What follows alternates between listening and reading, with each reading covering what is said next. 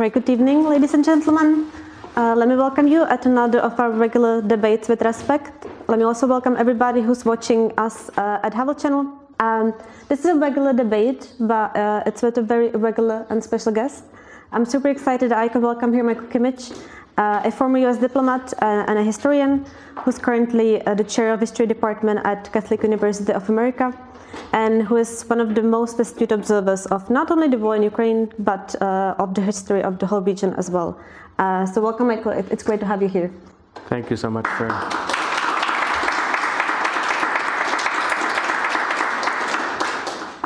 My name is Barbara Chalupková, and I'm a reporter at Respekt.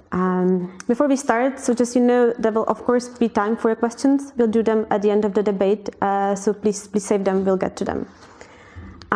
So Michael, I want to discuss with you the possible future of the conflict, some of its past, but let's start where we are right now. We cannot start anywhere else than with the probably right now starting Ukrainian counteroffensive. It's been much anticipated. It is probably, as I said, happening right now. So what are the possible scenarios you think about with regard to the offensive, and what would they mean for the conflict as a whole? Well, first of all, Barbara, thank you so much for having me for this debate, for this evening at the Václav Havel Library. It's sort of nice to see his face looking out at us for this discussion, and sometimes I feel that the reason that we're in such a sad state of affairs in the world is that we don't have minds and voices like Havel's with us any longer, so I suppose we could try to channel his spirit this evening to resolve the questions and problems that stand before us. In terms of the present moment, it's obviously a moment of quite considerable drama. If you look at it in a sort of 8-9 month arc, what you had in September and October was a surprisingly successful Ukrainian counteroffensive in the east and in the south of the country, where Ukraine demonstrated its ability to absorb Western technology and to move quickly on the offensive. And that, at least for outside observers, I think changed the nature of the war. Certainly it did for the United States, where I think the increasing trajectory of military support for Ukraine begins in that moment. And then you enter into a winter where there wasn't a great deal happening. You had a Russian offensive that began, sort of November, December, and I think looking at things from a Russian point of view did not show many results. The only tangible result on the Russian side was the taking of the city of Bakhmut, a city of about 70,000 people of questionable strategic value, and that's really a dramatic slowing of the war, of the offensive war on the Russian side. So the next chapter, whatever it will be, we can get into scenarios in just a moment, is going to be determined by whatever momentum there is on the Ukrainian side. And I'll just make two quick judgments that, sort of the best that one can do in the fog of war, from what we have, the evidence of sort of the last few days, that there will be, almost inevitably, a psychological and a military component to the counteroffensive.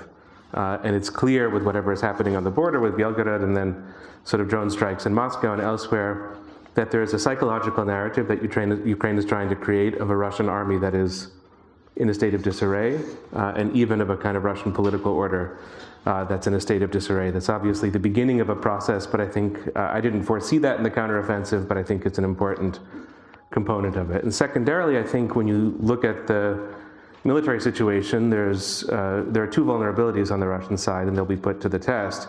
One is the length of the line. The front is an enormously long front, and therefore very difficult to defend. And this is difficult to determine, but there seem to be some substantial manpower problems on the Russian side. Maybe not exactly raw numbers, but the number of really competent, well-trained, high morale troops could be quite low. And so I think that that's where Ukraine is going to try to press as much territory as possible, but also a kind of political message that the war is going in some state of chronic reverse on the Russian side, and either to create internal political frustration or just to build a sense of futility about the war. I don't think that the Ukrainian expectation is of retaking all the territory and getting things back to the point where they were on the 23rd of February 2022, but moving that perimeter and trying to gain a kind of psychological advantage. Those are, I think, the two objectives. When you spoke about the psychological component, who do you think the audience of it is? Is it Russians? Is it everybody? The audience that Zelensky does not have to worry about is the Ukrainian audience. There's not, as far as one can tell, any real political division in that society, or sort of meaningful political division in a way that would move Ukraine out of the war or push Zelensky toward compromise. So whatever the media sort of psychological components of the war are for Zelensky and his colleagues in the government, convincing Ukrainians to stick with the war are not among them. There are two very crucial audiences that Zelensky does have that are outside the borders of Ukraine, and they're relevant in very different ways for this conflict. I think one is clearly Russian public opinion. If you recall the beginning of the war, Zelensky spoke in Russian to a Russian audience, and I think he expected there to be maybe an anti-war movement building in Russia, and that's a hope that hasn't borne fruit so far. But I think that there's now something of a different message. It's not built on expectations of an anti-war movement in Russia, but just to grind down morale, to make this seem like a very long, costly, and sort of pointless war on the Russian side. And I think the media component of that is not insignificant. How much will be achieved on that front is extremely difficult to say, but I think energy is being expended to shift public opinion within Russia itself. And you could add as a footnote there that there's been an unprecedented degree of strife between Prigozhin and Wagner and the conventional Russian military, that this strife is normal for wartime, but it's out in public through social media, and that too becomes a kind of communications asset for Zelensky and his colleagues. But the other audience is the Western audience, and in effect it's us. And the coalition supporting Ukraine goes beyond the West, but the West is the key part of it. And if you put things in primitive terms, I think Zelensky has to prove that the investment made in Ukraine since September and October, and going back to the beginning of the war, is the right investment, and therefore a successful counteroffensive is important. Wars always result in sort of frustrations, difficulties, changes of mood. Morale shifts over time, and Ukraine cannot afford any flagging of enthusiasm or flagging of support on the Western side. So the counteroffensive has to be fit into those kinds of narratives as well. So two very different objectives, or two very different problems for the government of Ukraine. One resides in Russia, the other resides in the West. How do you think the Ukrainian side has been sort of navigating the dilemma you just mentioned, the need to accommodate Western expectations and not making decisions that go against pure military logic?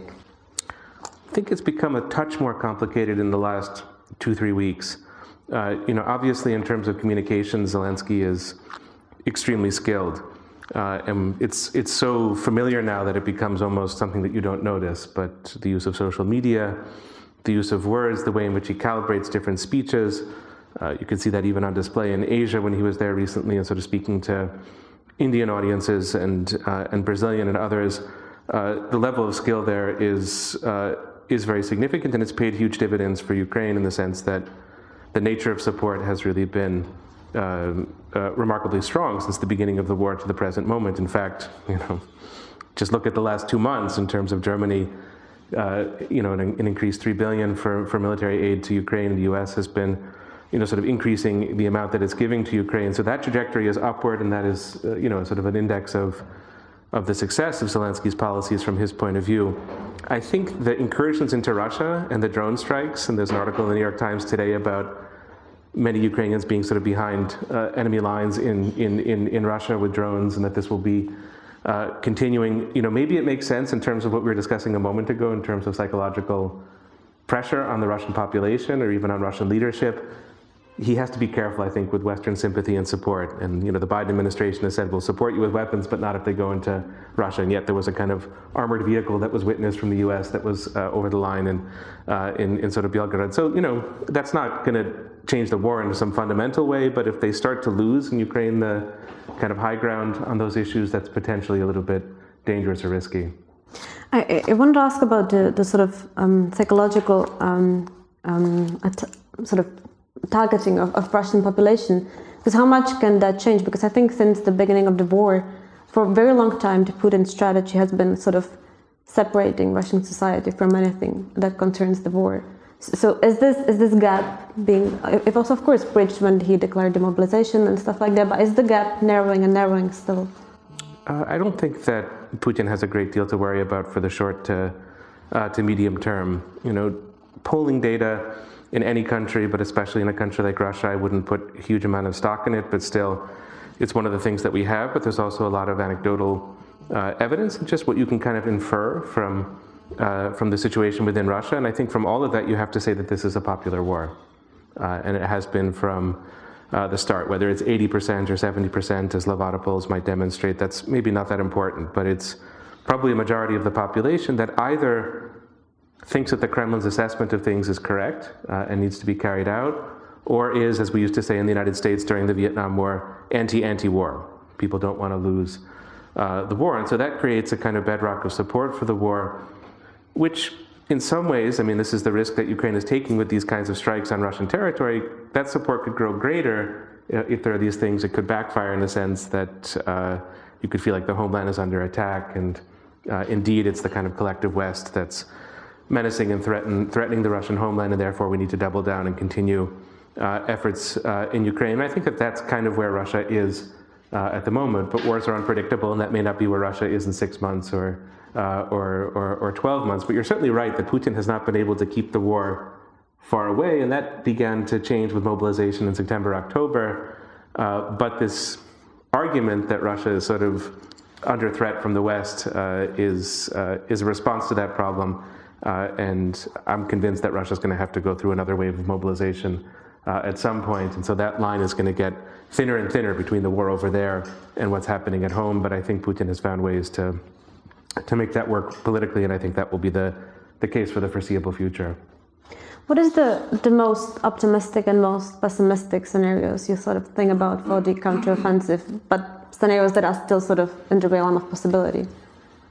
I think the most optimistic scenario is what should be used to describe Western policy in general. And this would be that Ukraine is able to push the Russian military to a point where it's going to be very, very hard to attack Ukraine, and at the same time to build up Ukrainian air defenses and ways of preventing these missiles from striking. That's been relatively successful on Ukraine's side for the last couple of months, but obviously Kiev is just every night under attack, and people can't get to sleep, and it's a very difficult situation there. So even if you would have a totally successful counteroffensive, you still have to deal with that issue of the missiles and bombs that are coming in, either from within the territory of Ukraine or from across the border. But I think if there could be a perimeter established and increasing capacities to just defend the citizens of Ukraine, what you get is really sort of what you had in the late 1940s with the notion of containment, that the problem is not resolved, it's not finished, it's not over, but it's sort of been minimized, and then kind of security and to a degree normalcy could be built up step by step along the way. And I think that that's probably the most that could be hoped for. I can't imagine a scenario in which the counteroffensive, even if it's completely successful, ends the war, because the war ends when both parties sort of put their weapons down, and that's just not going to happen on the Russian side, even if Russian soldiers would be pushed out of all the territory of Ukraine. So optimism concerns really less the territorial questions and more the defensive capacities of Ukraine as such. Pessimistic scenarios would stem from the circumstance that to invade is harder than to defend, or to attack is harder to defend. And so the losses on the Ukrainian side could be very substantial. And one thing that one knows from Washington, D.C. is that nobody really knows, sort of how many soldiers have been wounded or killed in Ukraine. Nobody quite knows the situation. You often hear in Washington, we know more about the Russian military than we know about the Ukrainian military. So there you could sort of project a certain amount of pessimism in maybe it's not as good as it seems. If there are heavy losses, that would be obviously very difficult. And if you would get governments saying, we've supported this country for a year and a half, we've given them state-of-the-art weaponry, and yet the war doesn't seem to be going in any conceivable way forward, that could become a political problem, not within Ukraine, but among its supporters. So a lot pivots on the politics, but it's a test of any military, and the Ukrainian military did extremely well in September and October in this regard, to go on the move. But when you go on the move, the risks become much greater, and the Russians have had a lot of time to dig in the parts of Ukraine that are under their control, and so that's certainly something that Ukraine has to worry about. We'll get to the political support of the West a bit later, but let's stay with the big question you brought up, and that is the long-term settlement of the war. How do you think about it? How shall we think about it? be a little bit melodramatic for the purposes of argument. I don't think that there's an end to this war. I don't think that there is a time when it comes to a conclusion. We can all hope for it for different reasons on different sides of the conflict, but I don't see it. I think that Ukraine is too strong to be broken, and I think Russia is too intent on accomplishing what it wishes to accomplish in Ukraine to pull back. And in that sense, Ukraine is getting increasing amounts of support. It has the financing it needs to carry through. It has, sort of will and morale to keep with the struggle within Ukraine.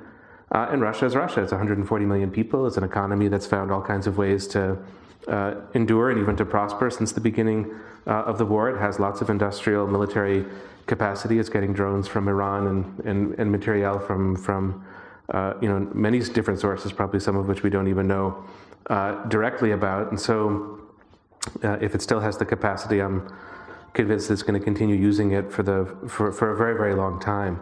So I think Arab-Israeli conflict is one way of, everybody is searching for analogies. Korea, World War II, World War I, and there are many good and interesting, worthwhile analogies.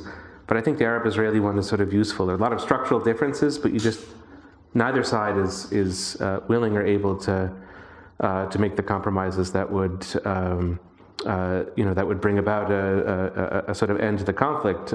And in that sense, I return to this notion of containment. That one of the things that George Kennan in 1947 thought of when he created containment as the strategy for the United States during the Cold War, and it really was up until 1991, is that containment is a theory of war without a theory of victory. There was no way to destroy Stalin's Soviet Union. It was the nuclear age, not long after containment was created as a doctrine.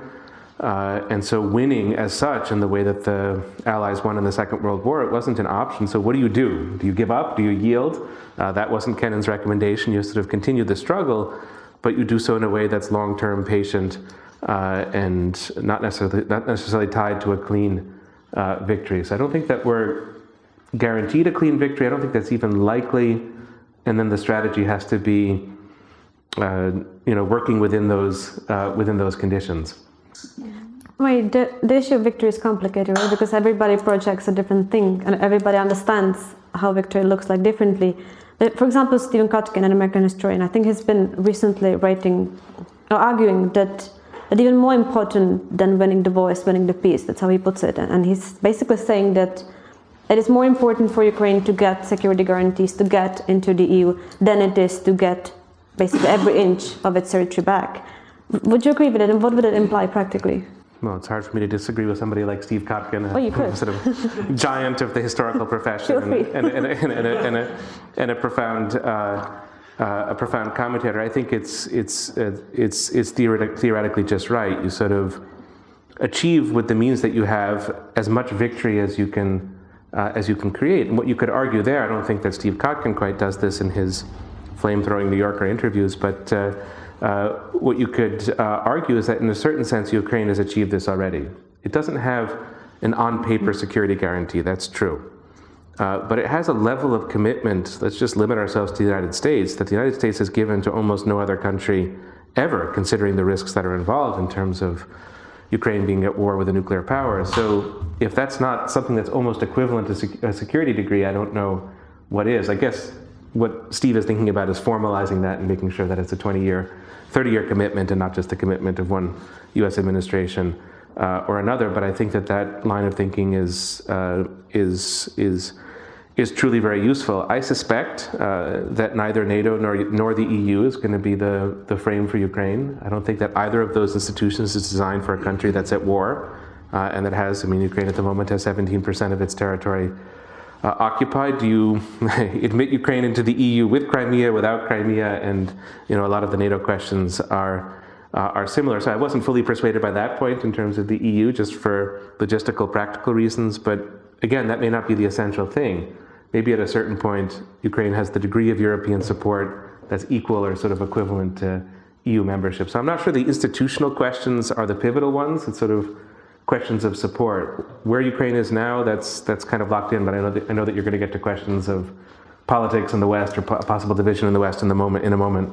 Yeah, but also Ukrainian politics and President Zelensky, they don't seem particularly content with the idea that it will not be on paper, the security guarantees. I think the informal sort of information that's been around in recent weeks is that Volodymyr Zelensky, for example, won't attend the NATO summit in July, I think, that takes place, unless there is a guarantee that Ukraine will get on paper guarantees, and there will be a clear path for it to get into NATO. And you said, I think quite rightfully, that EU and NATO probably will not be the frameworks that will work for Ukraine. So is there any other option, like Poland or the US or like individual countries that would provide that security guarantee? You know, that was discussed at the beginning of the war when there was direct negotiation between Russia and Ukraine in Istanbul, and that was one of the solutions that was put forward. I think it's possible, but in a way it comes back to the same problem. If the US would create a formal security guarantee to Ukraine at the present moment, does that include the Donbass? Does it include Crimea? And if it doesn't, then you're already dividing Ukraine's sovereignty, which is a very hard thing for the US to do, because from a US perspective, a lot of this is about the sovereignty of Ukraine. So that's a hard thing to solve. And you can see, if you look at the statements of Secretary Blinken on Ukraine and NATO, that he's extremely reserved, doesn't want to talk about it.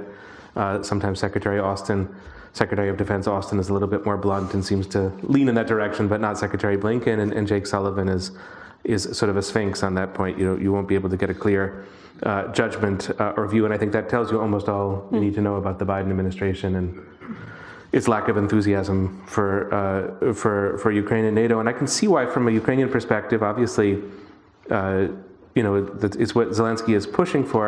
I think it evokes a lot of very bad memories, not just of the war that began in 2022, but you have the famous Budapest memorandum where European countries, the US and Russia, guaranteed Ukraine's sovereignty and security. That was in I think 2008 that the Budapest memorandum was articulated, or rather 2004. It's when Ukraine gave up its nuclear weapons. It got the Budapest memorandum in return, and the Budapest memorandum ended up being meaningless. It was just words on paper. And of course, we're in the city of Prague, in the country of Czechoslovakia, the place that suffered so greatly under the Munich Compromise or the Munich Conference, and those memories are not dead in the region, and they're certainly not dead in Ukraine. So you can completely understand why, from a Ukrainian perspective, you'd want something ironclad. But just looking, I think, honestly at the governments of Germany, France, and the United States, something ironclad is not there at the moment. You mentioned the Arab-Israeli parallel. There are many historical parallels being made in relation to the war. Some people say it's like before the First World War, and there's a great danger of miscalculation. Other people say it's like in the 1930s, and Putin is a new Hitler, and we just have to respond as forcefully as possible. Then the whole different bunch of people say it's like a second Cold War. What do you, as a historian, make from these analogies? And do you find any, not just from the ones I mentioned, but any historical parallel sort of particularly useful for framing today? I don't know if this is a fair way of answering your question. What I find is pieces of each analogy that are relevant, but no analogy that's relevant in totality. So where I feel the First World War is horribly relevant, it's not in 2022, but it's in February 2014. And this is when something that happens that nobody predicted, which was, Viktor Yanukovych in fall of 2013 was managing a very bureaucratic association agreement with the European Union. He mismanages it.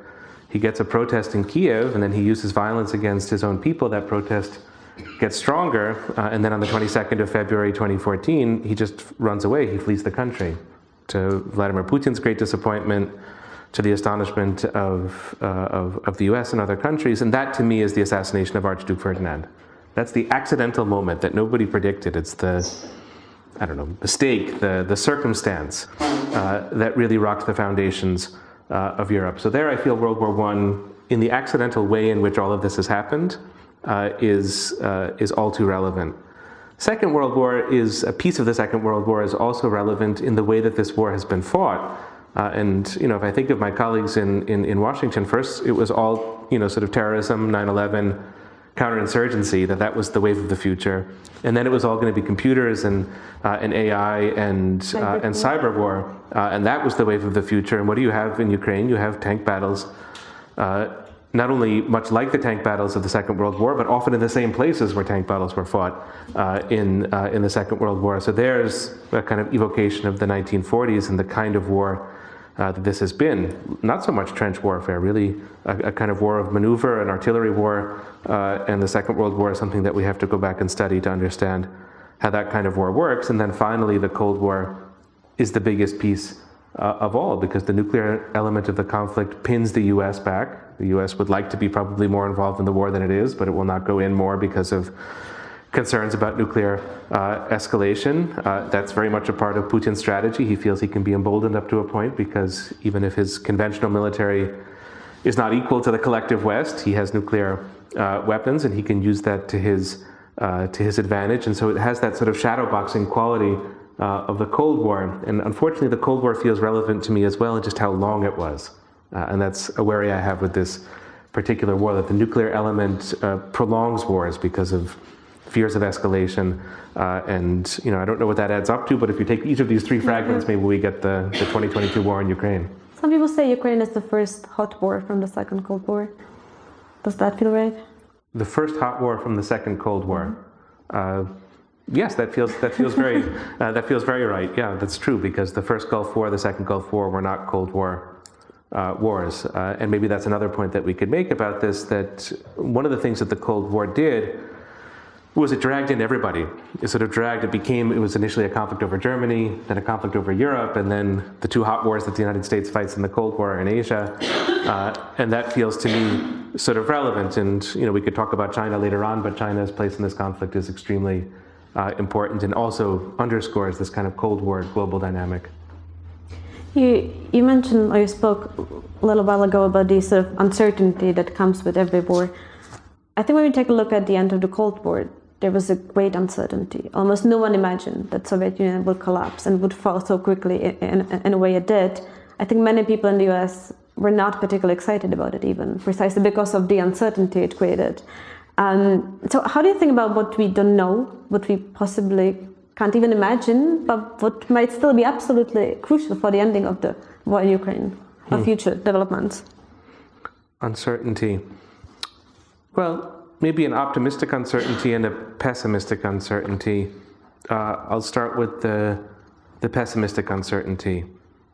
The war is now something of an old war, 16 months, 17 months, a year and a half, and so it feels, I think, familiar to us. And we've framed the counteroffensive in conventional military terms. Psychological component, but tank battles, artillery, etc. But there are lots of escalatory options that Russia has that it has not used so far, or maybe not been able to use in terms of cyber. That's a kind of open question, whether Russia has tried to use cyber measures in Ukraine that haven't worked, or if it hasn't tried yet.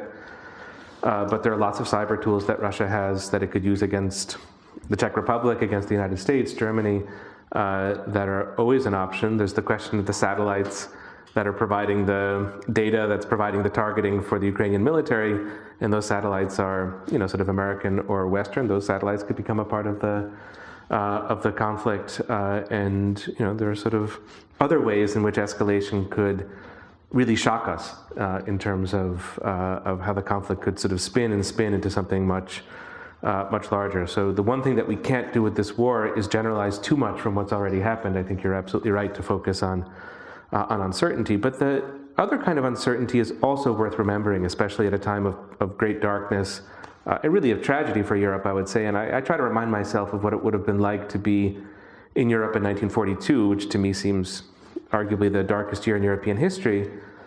And who could have imagined then that you would have 4 or 5 years later a much, much better Europe? And there were figures like Robert Schuman and Konrad Adenauer and others that were dreaming of a peaceful Europe even in the midst of the horror and disaster of the Second World War. So that is another kind of uncertainty. We sort of always expect things to get worse, but 1989 is an example of something getting unexpectedly, abruptly better. So that's important to keep in our imaginations as well, that there are pleasant surprises that could come even in a time of war, maybe especially in a time of war. And it's hard to know exactly where those would come from at the moment. I have a harder time envisioning those, but they can come. And a fatalistic, pessimistic determinism is probably the worst place to begin with the formulation of policy. Which is something like, for example, Timothy Snyder would argue very much against like this nihilistic, sort of fatalistic take of the situation. How much do you agree with what I think he would argue, and other people as well, that the war in Ukraine is really important for the global sort of struggle for democracy, that both how it ends will influence other countries, that both fragile democracies and fragile autocracies are very carefully watching what goes on in Ukraine, and they will draw lessons from how it ends? I think the world is certainly watching what will happen in Ukraine and will draw many lessons. That I would agree with. I think that there is a way in which democracy matters a lot for this war. It goes back to the election in Ukraine in 2019, that if Petro Poroshenko, the president who was in power at that time, had been the wartime leader, I'm not sure what we would have gotten in terms of this war. I think it would have been quite different. I think he would have struggled to communicate. I think he would have struggled to have some of the legitimacy that Zelensky has. He just was of a different period, of a different generation. And that 2019 election, not only did it bring Zelensky to power, but it gave him the legitimacy.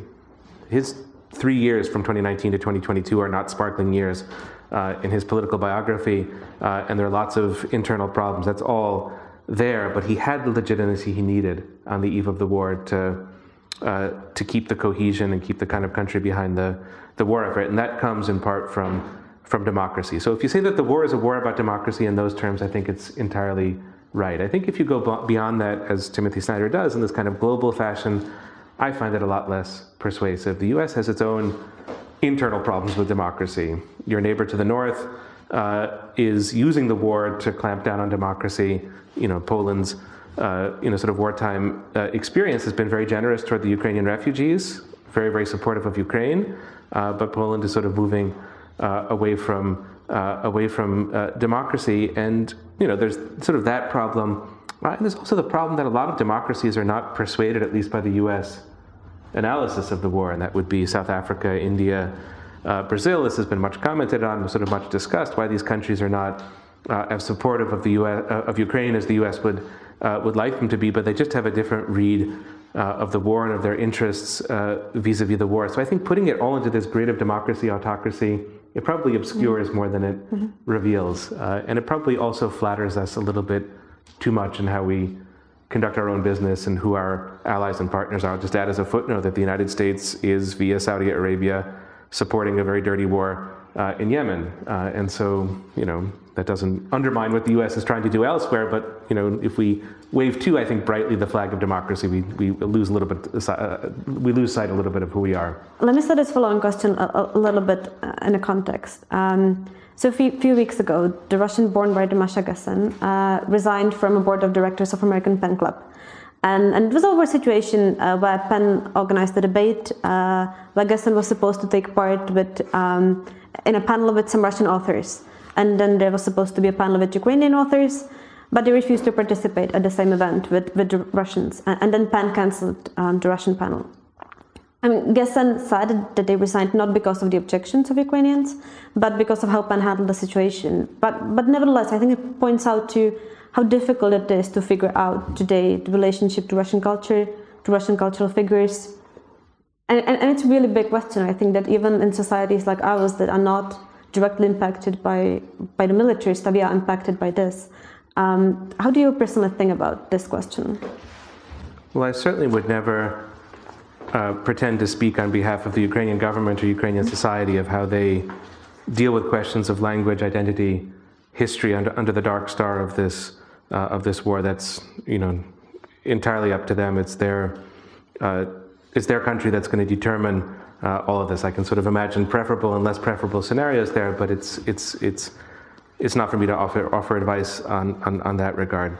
I think when it comes to ourselves, sort of who we are, I'm speaking for the U.S. or if I can in this context for Europeans who are not directly involved in the war, I think Masha Gessen was right to resign, and I think her point was we don't have to make some of these distinctions, and we can keep the gates and the doors and the windows open. And there are lots of reasons why that's, I think, the right long-term policy. First of all, there are the inconsistencies that come from stigmatizing one culture and not another. And also for stigmatizing cultures for the activities of their governments, that I think raises a lot of problems. If it's Russia, then what other governments and societies would be candidates for similar kinds of isolation? It surely wouldn't just be one country, and there's sort of that problem.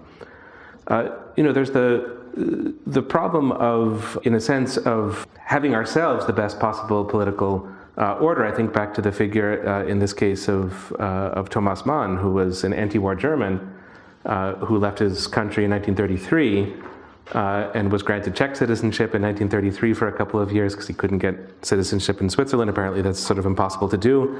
And then he became a US citizen in 1944, but he was welcomed to the US in 1940 as a German and as a representative of German culture. And Thomas Mann was not the most progressive figure on a lot of issues, but his voice was felt to be very important, his art was felt to be important, his literature was felt to be important.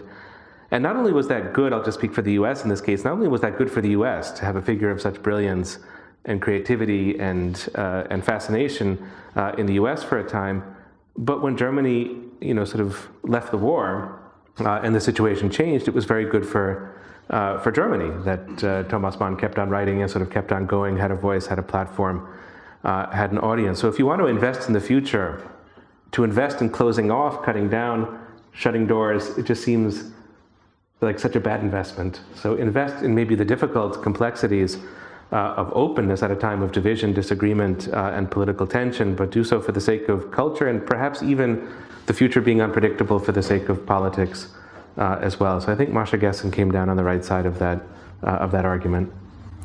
Actually, I think they also said that this is an imperial war, and sort of one of the tools of imperial dominance is culture, and that Ukrainian voices have been sort of constantly confronted with Russian dominance in media and culture. Would that maybe be an argument in favor of sidelining Russian voices and Russian culture in favor of Ukrainian? For me, it's not. I think it's a very good argument, and if it's possible to think of wars as opportunities, it's to me a little bit perverse to put it that way, but if it's possible, then this war should be an opportunity for the world to learn more about Ukraine. And there's a role for scholarship there, for literary criticism, for translation. Many different ways in which the world can learn more about Ukraine. It can be maybe removed from the Soviet context or from the Russian imperial context and other contexts, and so that you see the country, the culture, the population, perhaps anew, and it's in its own terms. That to me seems valid, noble, desirable. But you don't get there by sort of removing the Russians or even putting Russian culture under the category of sort of internal imperialism. It's more about seeing Ukraine. And I don't think that you have to unsee Russia to see Ukraine. And you can make another point, which is that the two countries or the two populations are in many ways interconnected. You could think of the writer Nikolai Gogol, who's from Ukraine and had an identification to a degree with the kind of local Ukrainian world, but became a figure in St. Petersburg in Russian culture. And so would you now read Gogol as a Ukrainian and sort of take out that Russian side because of the war? It just feels sort of intellectually not only dubious, but sort of would lead to such inaccuracy and such distortion. So, it's not about who you take out of the equation. It's about who you have. It's not about who you take out of the equation. It's more about who you have in the equation. Let me maybe shift to something else before we open to the audience, and that is the American relationship to Europe, because I think it's quite clear that there is a fundamental debate about future orientation of American foreign policy that is going on right now. It would have happened probably anyway, but I think the war in Ukraine may speed it up a little bit. And there is a voice in the US arguing for, let's say, abandonment of Europe in favor of Asia. How strong do you think that voice is, and how strong could it grow in future years? Well, for those of you who are close followers of US foreign policy, there's really one voice that's making that argument, and it's a very loud voice, and it's the figure of Elbridge Colby, who's a gifted policy entrepreneur who's made a great career with exactly that argument. And so, speaking of scenarios, he was, of course, a prominent figure in the Trump administration. He wrote the national security strategy for the U.S.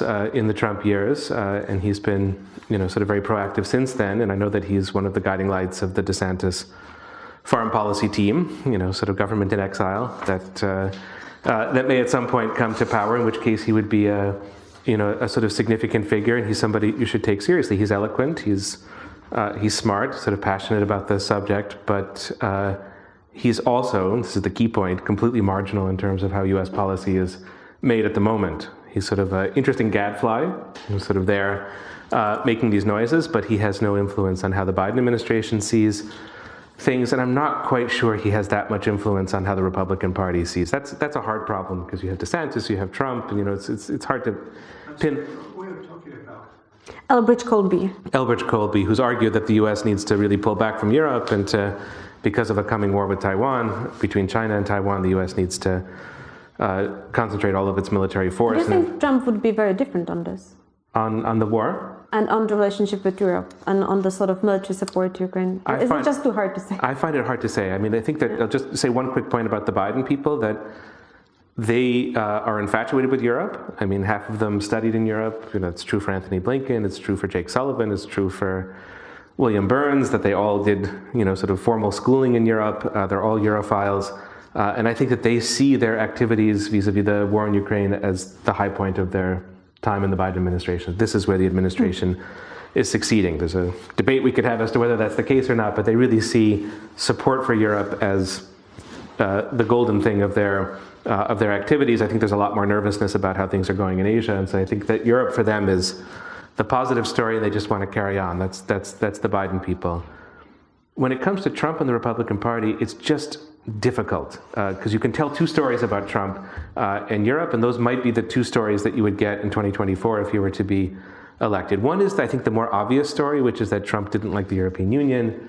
He said that U.S. should pull out of NATO at times, seriously, not seriously, a little bit hard to know, that you could trade Crimea with Russia to put an end to the conflict. Said many times how he wishes to work with Putin and wishes to work with Russia, and didn't like Angela Merkel, and sort of on and on and on. Where you could sort of peg Trump as the anti-European, and there's legitimacy to that. And Europe was very worried under Trump, and that's a real story.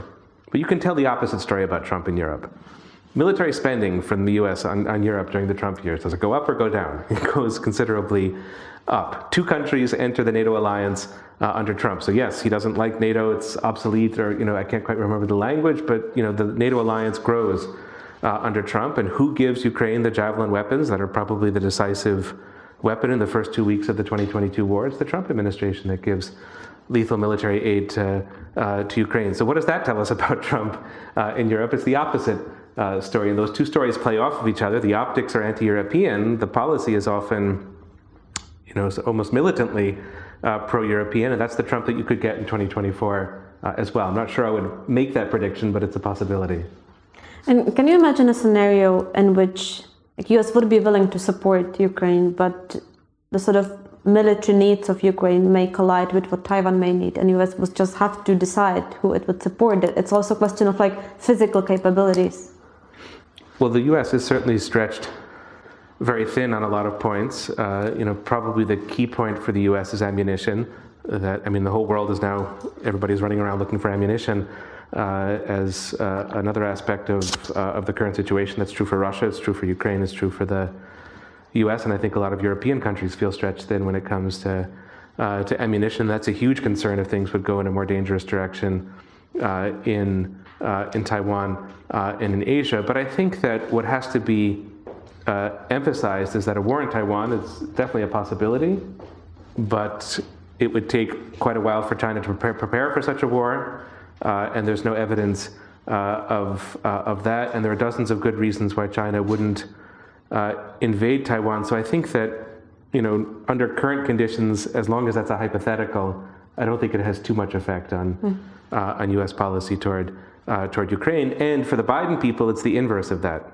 And this could be right or it could be wrong, but what they think is that by supporting Ukraine to the extent that they have, and keeping Ukraine on its feet, and contributing to the counteroffensive of September and October 2023, and we'll see what comes in the next couple of months, that this is going to deter China from invading Taiwan, which is, after all, 100 miles of ocean between mainland China and Taiwan, much more difficult to invade than Ukraine. So I think for the Biden people, they think that, this is of course not what Elbridge Colby would say, but the more money you spend on Ukraine, the more results you get in Asia and in Taiwan. So there it's not a trade-off. It's kind of direct link. All right, we have 15 minutes left, so I suggest we open it to the audience and to your questions. So please, who has a question, raise your hand and you'll get a mic. So I have 2 questions. I hope that's okay. They are not related, maybe. So my first question is, we talked about the NATO summit in Vilnius in July. So because you mentioned, and I tend to agree, that it's not possible to just promise Ukraine, yeah, you're going to get into NATO within a year. So what is a realistic expectation of the outcome of the summit? Is it, I don't know, a final statement where we say, at some point in the future, if this and this and this condition applies, there is an open, or you can walk through the open door. I don't know. So what is a realistic outcome of the summit?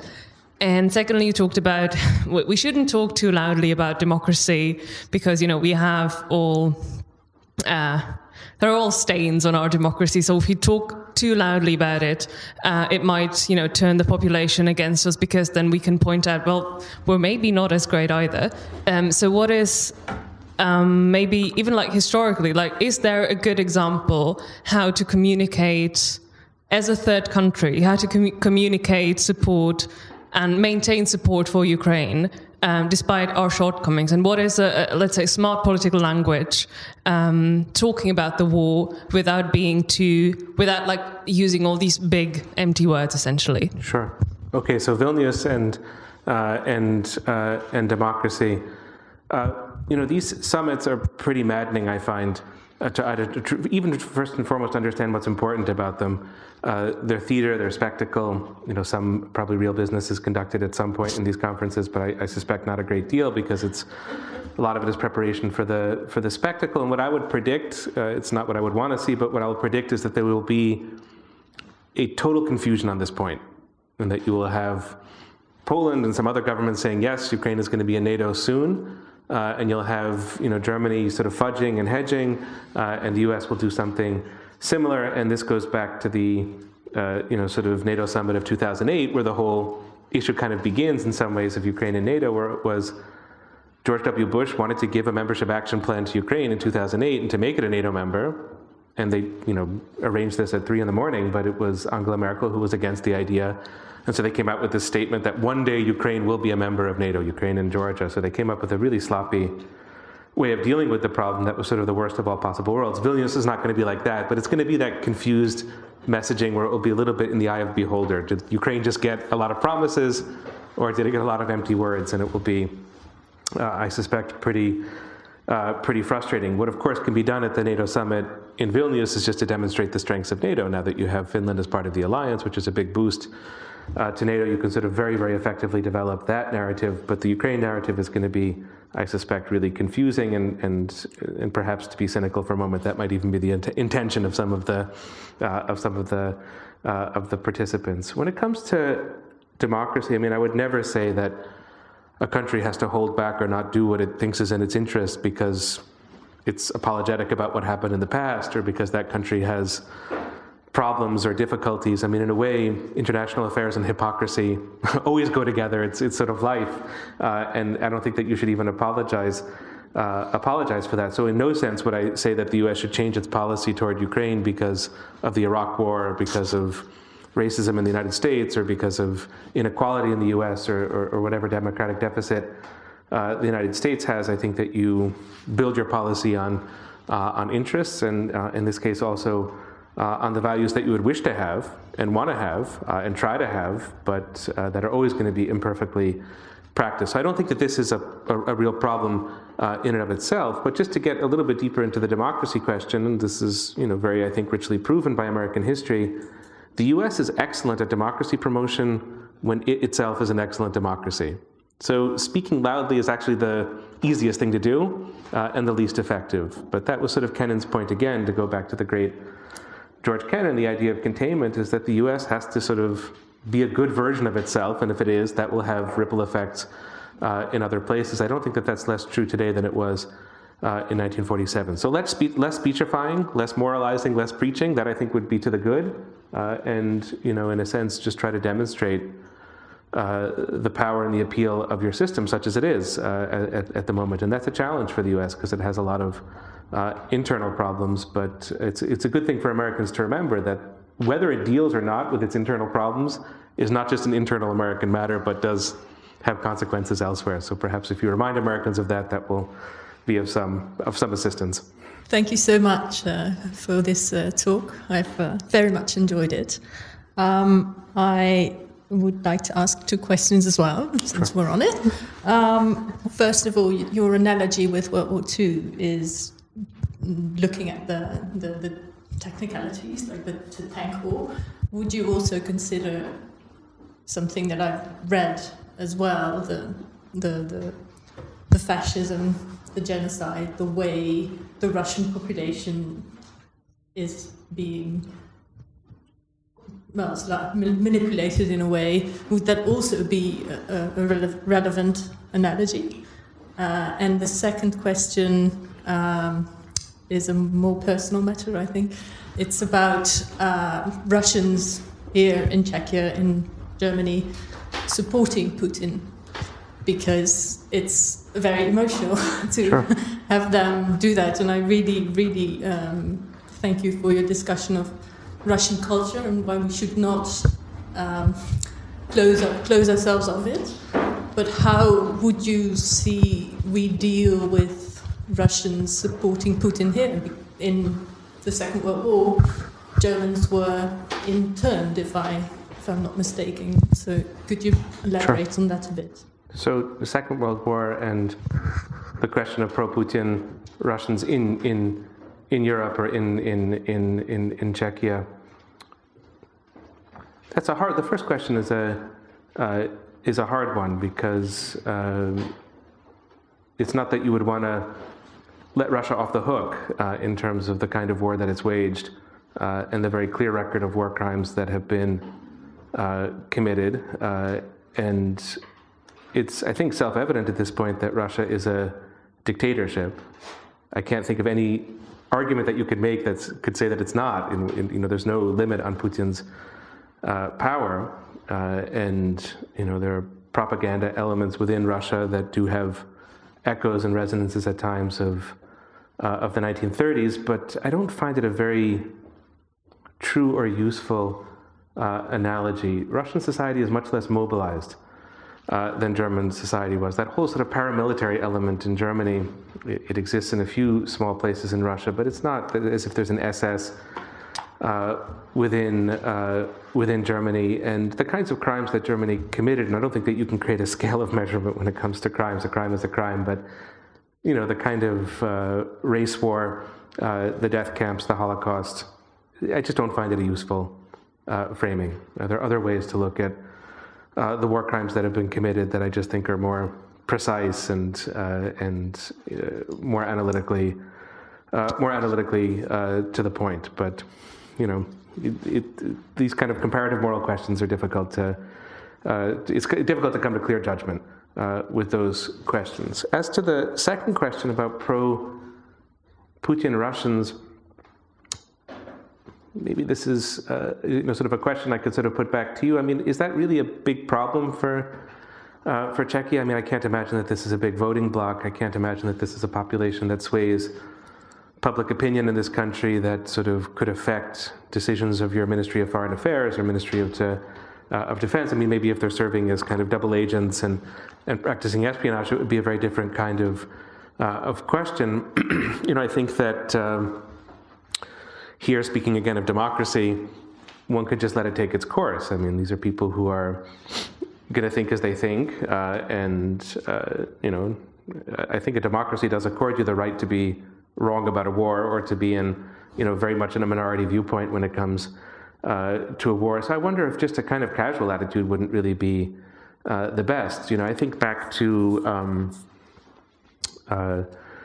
the American Civil War, where there was a lot of pro-Southern sentiment in the North, and there was a lot of concern, especially about the 1864 election. Like, is it a good idea to hold the election when you've got so many pro-Southern figures, some of whom are running for office? And they did, and they sort of let democracy do its work, and it was better in the end. You're not suggesting that democracy not do its work or be, sort of done away with. But I think that, when it comes to Europe and the war, I think Europe can have a sort of self-confidence that its basic positions are commonly held, widely held. And what would be the alternative to say one can't publish an op-ed, or that you couldn't publish online if you have that train of thought? That just seems so much worse than the problem itself. So I don't want to trivialize the issue, but it feels like of all the problems that your country and other European countries face, that's probably a pretty small one. I think this will be the last round of questions. So if there are more of them, we can take more at once. Yeah, thank you. My question is, what might be the West's reply or answer to the Russia's use of nuclear weapons or any kind of weapons of mass destruction, as Russia is getting closer to conventional military defeat? Is there a different question as well, so we could take it? All right, in the back, perfect. I'm sort of glad not to end on a note of nuclear war. Hi. So we don't end on that. Yeah, I have a question about disinformation. Nobody have mentioned the amount of disinformation in the not just media but on the internet stemming from US. I'm sorry, Russia, I meant to say. And Putin being the, both, but wait a minute. Okay, we're going this, so from Russia and Putin, knowledge of all these farms and so on. And the intention is not to, I think it's to split up on a different level the political systems and so on. So there is much more discourse. He doesn't care if you are pro or against the war, but as long as there is this continuous tension. Okay, so we see this in the U.S. where it's never been so divided as it is now, and it will continue. And that's the intention. We saw that in Trump. Election and so on, and we will see it again, and that's admitted to everyone. So here in the Czech Republic, I see similar situations appearing, and a lot of people are going to the internet as truth, period. Okay, we don't trust the media, the normal media. We go to internet because there we find the truth, and of course, the whole. I don't have to. So I don't know what my question Sure. is. My question is, Sure. What do you think about that as being part of that? So the nuclear option and disinformation by way of conclusion. I think if Russia makes that choice to use tactical nuclear weapons or any kind of nuclear weapon in this conflict, the situation will be so catastrophic that it's, for me, quite difficult to predict how my own government would respond. Whether there would be a certain desire to sue for peace, or whether there would be a sort of promise to kind of conventional military strike within Russia, or whether it would be some sort of different option. On that level, I find the question almost impossible to contemplate. Although it's an excellent question, and it's a very real one. I would say two further things, though. I think that the chances of Russia doing so are very remote. I think it doesn't yield Russia much on the battlefield. And I think that the analogy which Putin himself has made to Hiroshima and Nagasaki, the difference is that in the summer of 1945, the U.S. had already beaten Japan in the war, and then you get the nuclear weapon used twice, and then you get Japanese capitulation. I don't think that Ukraine would capitulate if Russia started to use nuclear weapons. So the war could go on as before, and it's not as if nuclear weapons, by definition, win you the war. They have a huge shock effect, but I don't know if it would really even fundamentally change the military situation. I think that that's a constraint on Putin. But the sort of other point to make is the most important one, is that here, the U.S. really failed to deter Russia in February 2022. It tried with sanctions. If you go into the territory of Ukraine, we're going to give you the worst imaginable sanctions, and Russia just sailed by that and went to war. This is not an issue where I think any of us can afford to fail when it comes to deterring Russia. And here, I think the United States, we haven't had a chance to speak about China. We can save that for another evening at the Havel Library. But I think here is China, where China is really quite a significant partner and player. And I think that they've been absolutely clear that this is not a step that they would in any sense support Russia taking. So perhaps in ways open and not so open, with China as a potential partner, a very, very firm message could be sent to Russia that this would be a suicidal step for Russia and that it would be met with very harsh measures, not just from the West, but really from the Indias and the Brazils and the South Africas and the Chinas of this world, and perhaps that will have a real deterrent effect. But that's, I think, where we have to concentrate all of our energies, less on maybe scenario building on what happens after the fact, but really on a matter of deterrence where we, in the most literal sense, cannot afford to fail. So deterrence, deterrence, deterrence. There we're, again, back at the early stages of the Cold War. Disinformation, let me try to conclude as an American should, on a note of optimism. So I'll make 2 points on the disinformation front. And maybe you could say information/disinformation front. The real problem that the coalition supporting Ukraine and the government of Ukraine have when it comes to Russia's positions on the war, it's not in Europe, and it's not in the United States, and it's not in Canada, and it's not in Australia. It's in what's, imperfectly referred to as the global South. That Russia has been fairly effective in getting its points across, and not all of them are disinformation. There's sort of points about the way the world works, multipolarity, the sins of the West, etc. Russia has been quite effective at making those arguments, has put a lot of energy into making those arguments. If you look at Foreign Minister Lavrov's schedule, you'll see a lot of travel to Africa and to Latin America and to Asia. The kind of battle of ideas, whether it's democracy versus autocracy or some other framing, is not one that the West is winning. I'm not sure if I would put that exactly in the disinformation category. I think it's really a political argument, with all the real back and forth of a political argument, and I think the West has a lot of work to do in that regard, that's going to be very difficult because there's not been, as far as I can see, much success over the last year and a half. And as the war lasts and goes on longer, I think the desire for all these countries to see a quick end and to see it just come to a finish is going to get even stronger.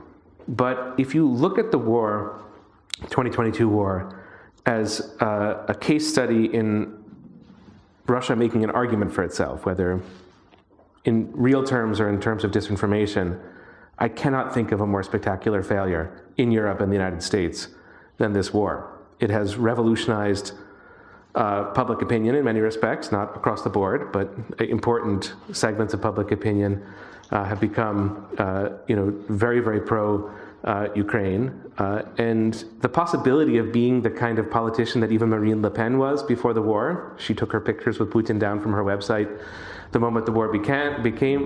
You have Maloney and others who sort of made some of these gestures, but totally impossible in office to be, sort of pro-Putin. The only one who still manages to do it is Gerhard Schröder, but he's very far from power. He sort of went to Vladimir Putin's birthday party, and he kind of keeps on going with this kind of friendship. But that's not possible for a politician who's in power. And I cannot think of an information campaign that has been as unsuccessful as whatever it is Russia was trying to sort of prove to the West or say to the West in the course of this war. And that's why there's will be such a sort of great division going forward. So measured purely in terms of information, there are lots of other ways to measure the war. It's been, for Europe and the United States, a measurement of really quite dramatic failure on the Russian side. And so I think that's the point I would want to emphasize above the effects of internet disinformation, sort of complicated media space, et cetera. It's important in the case of a war because it's so awful and it's always felt like you always feel like there's loss in it. It's important, especially for the West, to see where it's made a few accomplishments and has a few things to its credit. And I think this might be one area where the diminishing effects of disinformation is the story that we could perhaps tell about the war. The time is up. We'll have to end it here. Thank you so much for coming, for watching us, for your questions. And most of all, let me thank Michael for being here with us, because it's been, as always, a real pleasure to have a conversation with you, Michael. Thank you. And Just a few words. Being from Ukraine, I cannot help wondering about his knowledge and understanding of Ukraine. I think he's one of the best, or probably the best connoisseur of Ukraine, at least in the United States. And I don't think you've been to Ukraine. I went with the State Department. Oh, I see. So I wish you well, and thanks a lot for coming to Prague. It's an honor for all of us. I appreciate your kind words, but I still feel like I have a great deal to learn about all of these topics. But Barbara, thank you so much for the invitation and for the interview and for the hospitality. It's been a pleasure. Thank you.